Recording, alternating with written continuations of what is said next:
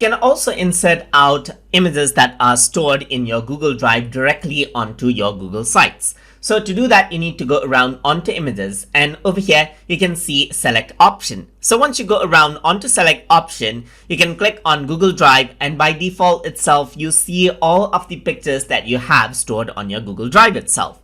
You can go around onto recent, where you can see your recent pictures right here.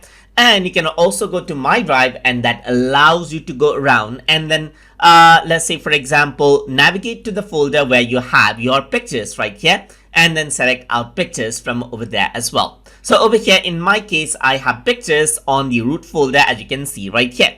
You can also go around onto shared with me, and if you have images that are shared with you, then what you can do is you can go around and access out the Google images from over there as well. So you can go around and select out an image that you want to insert and click on insert from Google Drive, and it'll appear over here on Google Sites, as you can see right here. So that is how you can insert out images directly from Google Drive inside of Google Sites. So I hope you guys learned something as always. And as always, please like, comment, share, and subscribe.